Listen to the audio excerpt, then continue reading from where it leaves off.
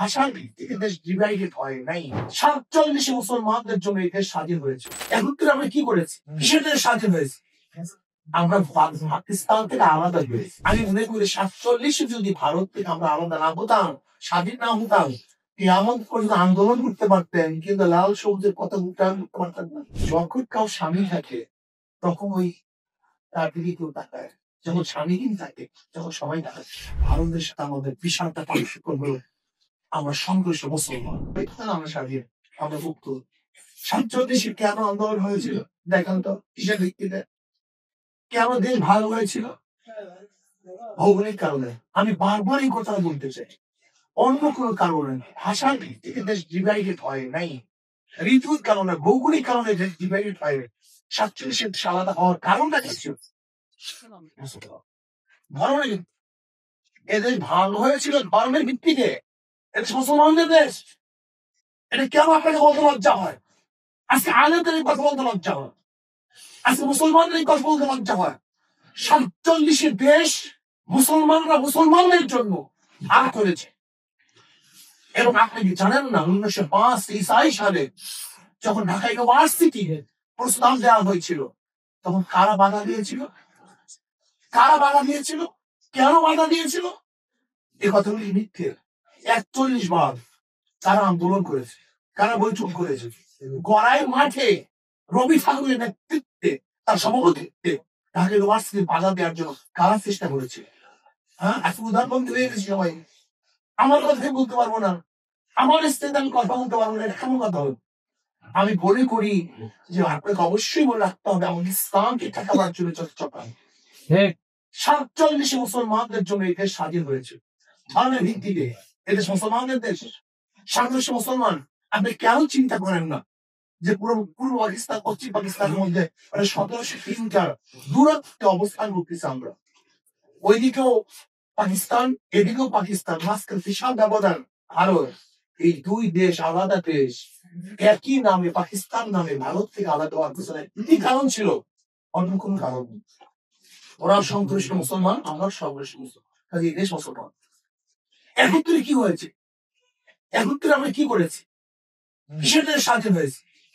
আমরা পাকিস্তান থেকে আলাদা হয়েছি। স্বাধীন হয়েছিলাম 48-এ, আর আলাদা হয়েছি 71। আমি মনে করি 47 যদি ভারত থেকে আমরা আলাদা না হতাম, স্বাধীন না হতাম, এমন পর্যন্ত আন্দোলন করতে পারতেন, কিন্তু লাল সবুজের কথা উচ্চারণ করতে পারতেন না এমন পর্যন্ত। আপনি দেখেন না যে কাশ্মীর একসময় মুসলমান হিসেবে স্বাধীন ছিল কাশ্মীর, এবং সেখানে 98-99% মুসলমান ছিল, কিন্তু আজকে তারা স্বাধীনতা পায়, তারা পরাধীনতা অনুভব করতেছে। আজকে সেখানে ভারত দখল করে ফেলেছে। পাঞ্জাবের অবস্থা আপনারা দেখেন, হায়দ্রাবাদের অবস্থা দেখেন, এগুলো সব স্বাধীন রাষ্ট্র ছিল, কিন্তু পরবর্তীতে ভারত দখল। যদি 47 আমরা আলাদা না হতাম, কিয়ামত পর্যন্ত আন্দোলন করতে পারতেন, স্বাধীনতা আজকে বৈশাখীর নাম কি করছে? আজকে বিভিন্ন বিভিন্ন আদর্শ নিয়ে আসছে। যাই হোক, আমি মনে করি যে আমাদের প্রত্যেকের মাথার মধ্যে রাখা দরকার আমি একটা মুসলমান। আমি মুসলমান হিসাবে যদি আমাকে পরিচয় দিই, তাহলে এদের স্বাধীন। আর যদি মুসলমান হিসাবে পরিচয় না দেন, আমেরিকা দখল করে কতক্ষণ চীন তাদের থিওরি নিয়ে আসবে, কত রাশিয়া তাদের থিওরি নিয়ে আসবে, আর ভারত তো তার আদর্শ বাস্তবায়নের চেষ্টা চলছে। আমি যখন মুসলমান থাকবো, ভারত আমাকে এখানে কোন অবস্থাতেই স্থান করতে পারবে না। আমেরিকা পারবে না, রাশিয়াও পারবে না, চীন পারবে না, সেকুলার পারবে না, ডেমোক্রেসি পারবে না, কেউ পারবে না। যখনই একটা মুসলমান থাকবে না, যখন কাউ স্বামী থাকে তখন ওই তার দিকে কেউ তাকায়, যখন স্বামীহীন থাকে, যখন সবাই তাকায়। নিয়ম, সমাজের একটা কথা বলবো, আপনি যখন নিজের আদর্শ লালন করবেন, আপনার দিকে কেউ তাকাবেন। যখন আদর্শ লালন করবেন না, প্রত্যেক আদর্শ স্থাপন করার চেষ্টা তারা করবেই করবে কোনো সম্পর্ক। আপনি যখন বলবেন মুসলমান, ওখানে দিয়ে না দরকার নেই, ভাইয়ার আমার, আপনি কি ভেবেছেন ভারতের মধ্যে আমাদের যে কাঁটা তারার বেড়া, এইটাই কি আমাদের মূল পার্থক্য? এটি কি না পার্থক্য দেশের? না, কাঁটা তারার বেড়া তুলে দেয়া 1 মিনিট সময় নেয়, তুলে দিতে 1 মিনিট সময় নেয়।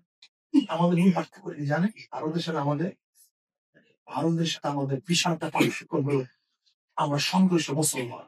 এইটি হলো বড় পার্থক্য। এই যে ওরা চিন্তা করতেছে মুসলমানদেরকে যতক্ষণ পর্যন্ত ধ্বংস না করা যাবে, তাদের চেতনাকে নষ্ট না করা যাবে, ততদিন পর্যন্ত এই দেশকে দখল করা সম্ভব না। এই জন্য মূল টার্গেট হলো আমার চেতনাকে নষ্ট।